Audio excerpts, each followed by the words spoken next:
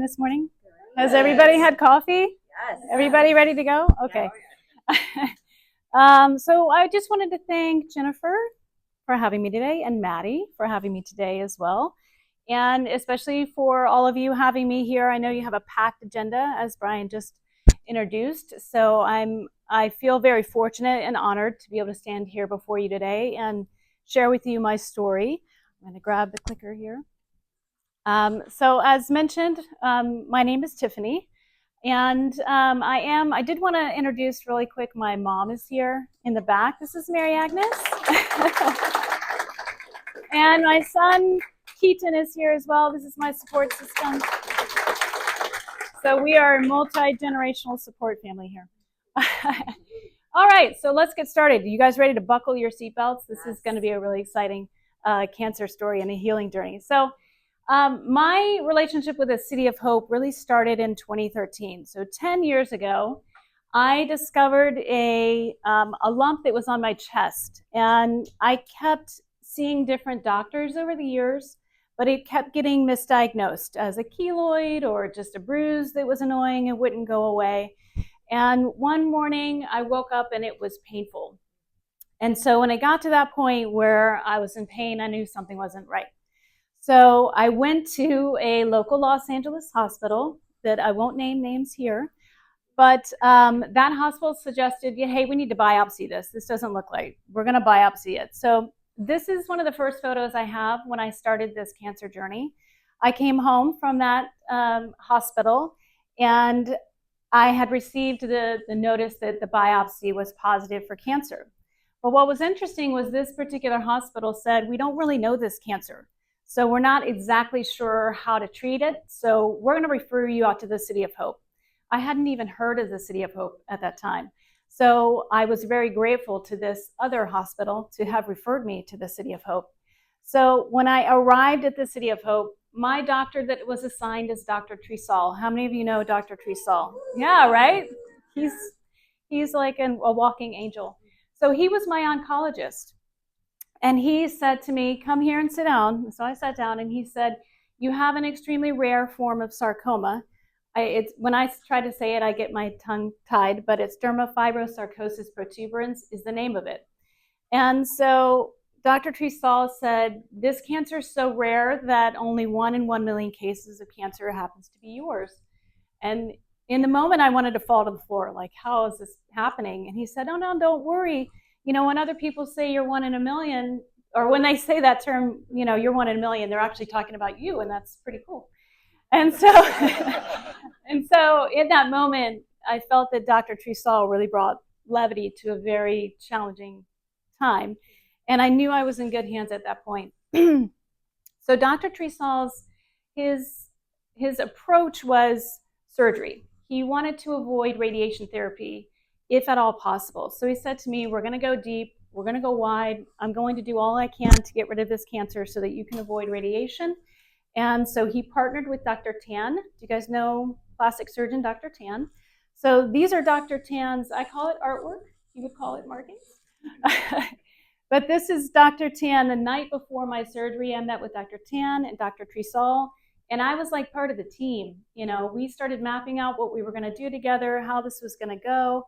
And the plan was Dr. Trisal was going to remove a large swath from my chest, and Dr. Tan was going to take this piece from the back and move it up under the front. He wasn't going to take it off and reattach it. He was going to keep it attached and move it up under, which when he was telling me that, my mind started going, I don't know what you're saying, and I don't want to hear anymore, blah, blah, blah. But these were the markings for the night before, and as you can see here, I'm really ready to go. I'm ready to get this cancer journey moving along its way. And so the next morning, I arrived at the hospital, and I'm patient number 97855. So this is actually the scene if you're a family member and you're waiting for someone who's actually going through the cancer process so that you know them by number and you know where are they currently. So at this point right now, I'm in surgery, and my surgery was over 8 hours. Dr. Tan, Dr. Trisal, the anesthesiologist, all of these nurses, they stood on their feet for 8 hours to remove cancer and help put me back together. And when I think sometimes I've had a bad day at the office, you know, I think about that that's normal for them. They probably do that day after day after day after day. And that's why City of Hope is one of the best hospitals, in my opinion. So this is what it looks like. This is what it looks like when you're coming after surgery. So this is day one. This is probably the first hour, I'm going to say. It's pretty close to before I had even really woken up from an 8-hour procedure. But I have a beautiful story that I would love to share with you about coming to. Once all of the medications were kind of flowing out of me and I was starting to wake up, I sat up. And I didn't sit up, but I could hear, I woke up because I could hear a harp playing. And so I thought to myself, this is really strange that I'm hearing this beautiful harp. It was almost indescribable. And I thought to myself, oh my gosh, I actually didn't make it through this surgery. And I'm being called to Heaven's Gate with these beautiful harp angel playing. And so I opened my eyes. I could still hear the harp player. And I saw my sister sitting there. She's my older sister. So that'll give you a little indication of what she's like. She's my older sister. And I was like, hey, Karen, I hear a harp playing. I think I'm dying. I don't think I made it through this surgery. And she was like, you're being totally ridiculous. You're not dying. And I was like, no, I can hear a harp playing. I swear I hear a harp playing. And she's like, no, I can hear a harp playing too. And I was like, oh my God, we're dying together. This is great. Oh, we're going to transition into heaven together. And she's like, no, I'm going to go find out what's going on. And I was like, oh, okay. So she heads out into the hallway and she comes back in and she's with a nurse. And she and the nurse sit by my bedside and they say, there's a harp player in the hallway. And she's strumming and she's playing for you. And she wants you to come out and see her. And I was like, this doesn't sound right, you know.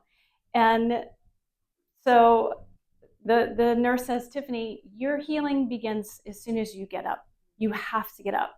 And I start crying and I was like, there's all these tubes. I'm connected. I'm too much in pain. I can't get out of this bed. And she's like, you have to get up. Your healing journey starts right now and you're getting up out of this bed. And you're going to go listen to this harp player because she came all this way to play for you in the hallway. And so she, little by little, got me out of the bed, step by step. I started walking. It seemed like it took me a half a day to walk to the doorway, but eventually I made it, and I peeked around the corner, and there was a harp player. Did you guys know that there's harp players at the City of Hope? So there was a harp player in the hallway, and she was playing. And I was so moved by the music and how it had beckoned me out of bed. And I realized in that moment, I really am now committed to this healing journey.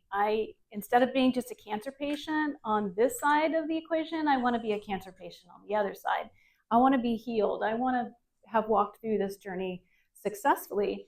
And right in that moment, I looked down the hallway and I saw all the other cancer patients. They had also made that very long journey to the doorway.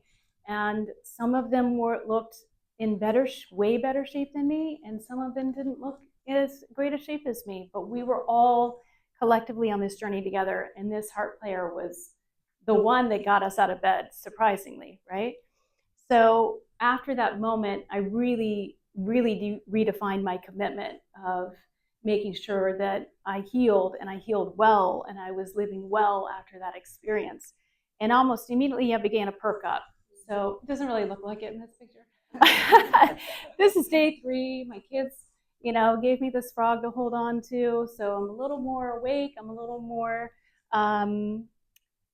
active, I guess you could say. This is day 5. I did not brush my hair. My sister didn't bring me a hairbrush. That's okay. But by this time, I'm up on day 5, and Dr. Trisell was really excited because there was not any, there was no chance of an infection. Because had there been an infection with this patch, it would have been very, very challenging. So he and his team did a great job to make sure that I was infection-free. So I was super excited about that. And on day 7, 8, he sent me home. And he said, you're going to continue your healing journey at home. So I went home. This is actually day 10. And my mom took this photo. So she actually was the one who said to me, you need to start seeing your scar. You need to know what it looks like. You need to start caring for it yourself. So she took this photo because I wasn't brave enough yet to look in the mirror. And when I saw it, I thought, oh, man, I wish Dr. Tan made a heart or a cool star or something. I was like, I should have gotten a tattoo there. So then it, looked pretty cool. But all in all, I was like, wow, this is actually really beautiful. This is pretty cool. It feels very much like a badge of honor. And I look back on it then and I felt that way and I still feel that way to this day. So I'm starting physical therapy now constantly because going through a surgery like that, your body tends to want to close up. So lots of physical therapy, 2 days of physical therapy, lots of pain medication, that sort of thing. But by day 15, I'm really feeling hopeful that I am going through this healing journey and it's going to be fine, that I'm going to be okay. I'm still going to see Dr. Trisal, but it was okay. I'm feeling a lot better. And by day 365, I'm feeling really a lot better. And I'm back to, I feel like living my life anew in a new way. So I know you guys can't see it, but my friend got me this necklace that says badass on it, which it's a pretty badass experience all in all.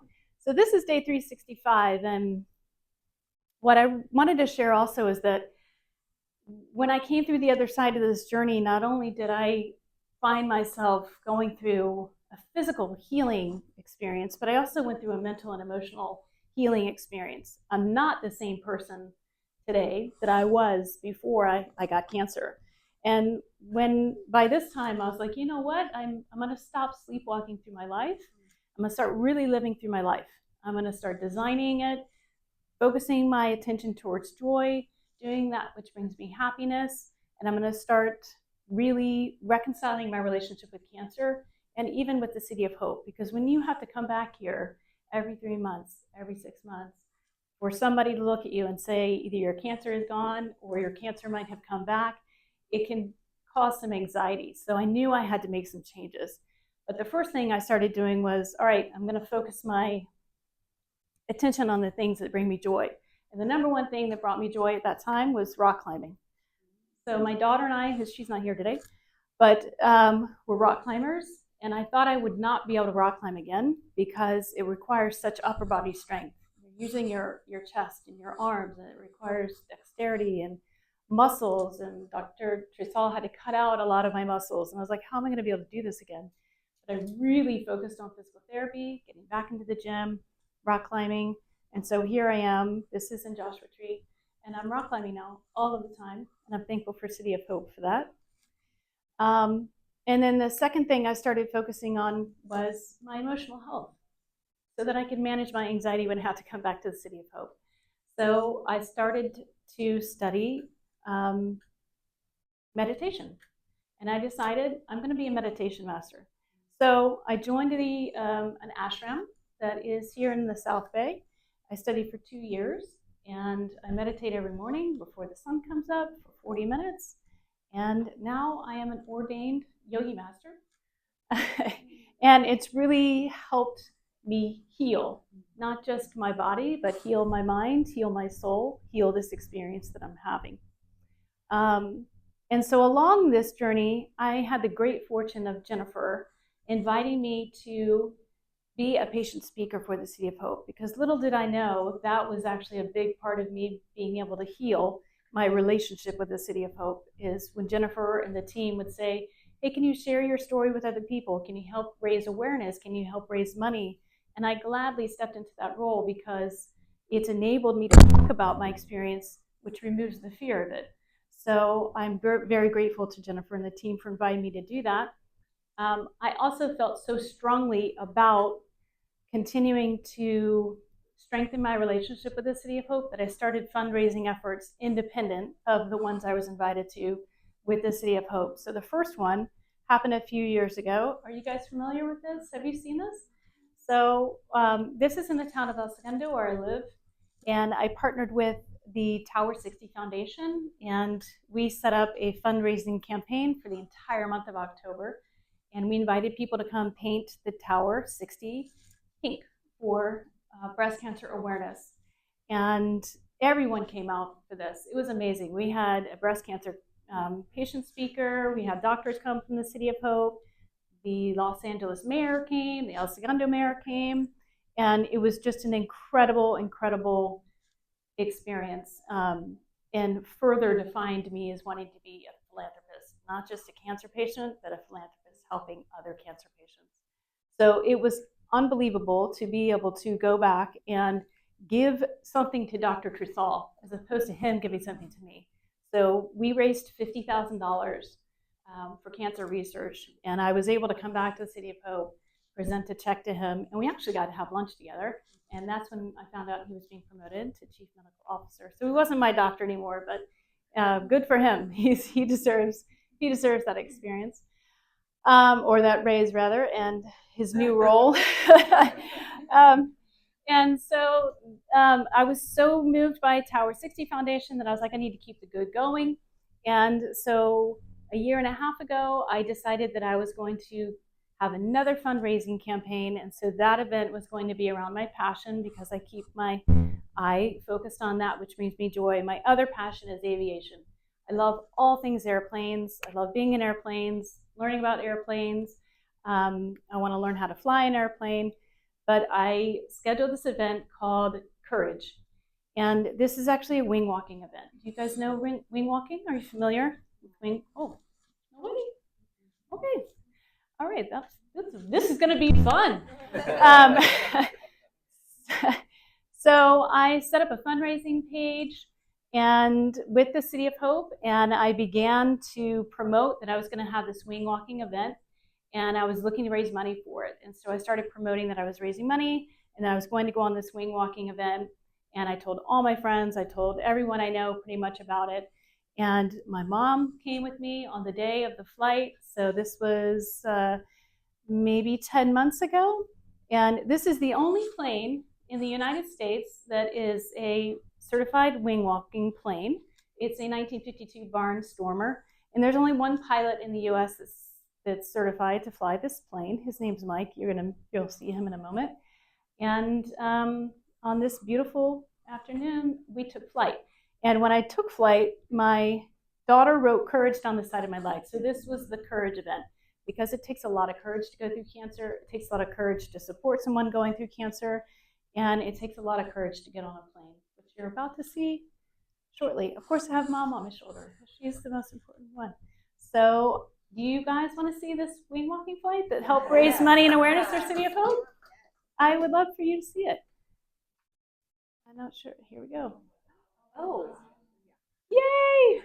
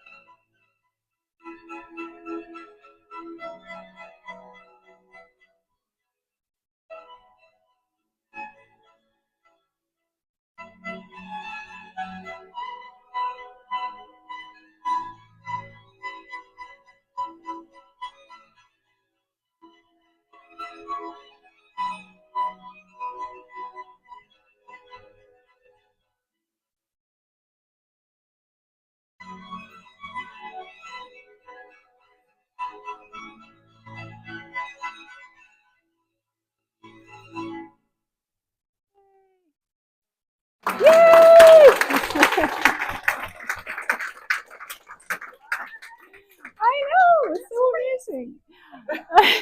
It's so fun. So I just wanted to say, for all of you, I hope I help connect some dots between what you do and really who you're serving, which is people such as myself. So whether you're Dr. Trisal or a nurse or someone in communications or even a harp player, you really make a huge difference, because without you guys, I wouldn't have been able to do something like fly on a plane. So thank you guys so much for what you do. Thank you. That was amazing. Oh my God. It's nice to meet you, by the way. Nice to meet you too.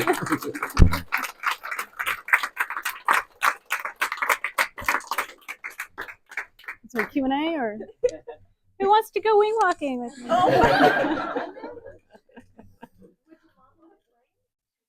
Y'all, let me tell you the story. My mom was there, and I invited her to. I did invite her to go on the plane with me, but she decided not to go on the plane. But she was in support. She's like, "This looks fun. I hope you have a great time."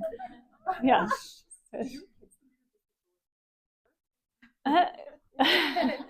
Keaton, do you think I'm cool? I don't know. Probably not. I think you're cool.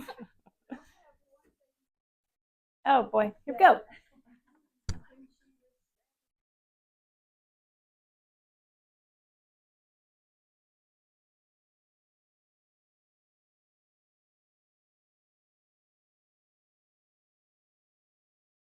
Yeah, a little bit.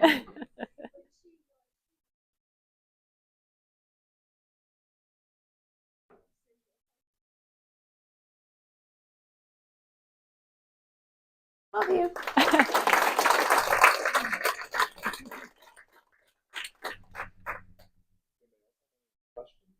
Questions? Yes. Oh. Thank you. I wish everyone could have the experience of that experience. It's unbelievable. It's unbelievable.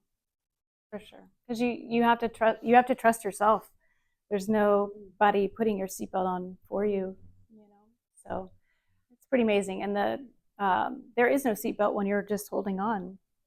You're just holding on, and it's like, hold on and don't let go.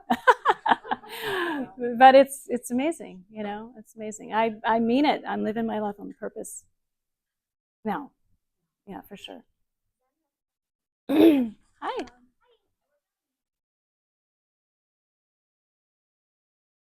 That's a good question.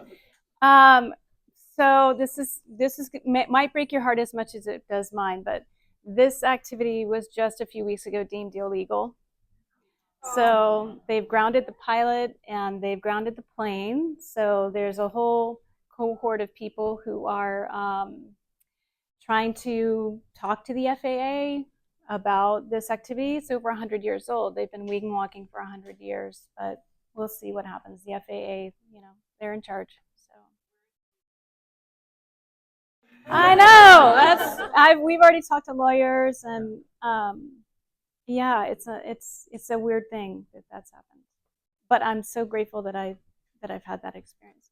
I'm right there with you. I was like, hey, let's get on a lot more wings and promote City of Hope. Yeah.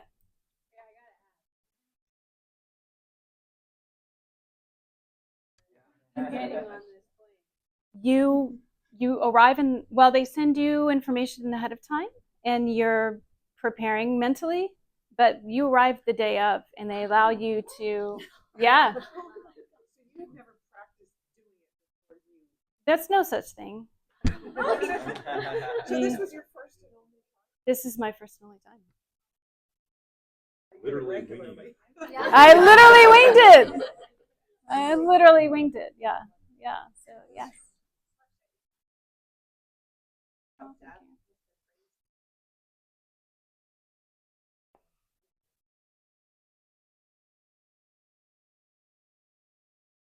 That's good. Well, I will continue this great work with the City of Hope. That's a good question. Like, right? I mean, just in general, or I'm not sure. I'd have to think about how to answer that question. So I'm a mom, so I'm doing the kid thing, and I'm an executive coach, so I coach a lot of people, and hope to be doing a lot more speaking in the future. Yeah, I appreciate you. No. So Maddie, did you have a question?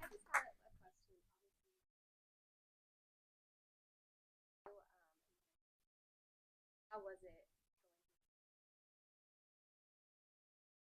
it? It's very super challenging. It took a village for sure, because I couldn't pick my kids up. I mean, 10 years ago, I couldn't pick them up. Being in the hospital for close to 10 days. So it takes a village, and it takes patience, and it takes a lot of faith, and just literally step by step, day by day, and just keeping sights set on healing. Healing. I appreciate all of you guys. Thank you so much for having me here today. Thank you, guys. Thank you. Wonderful to have you. I'm a hugger. Thank you so much. Thank you. You guys enjoy the rest of your day. Thank you so much.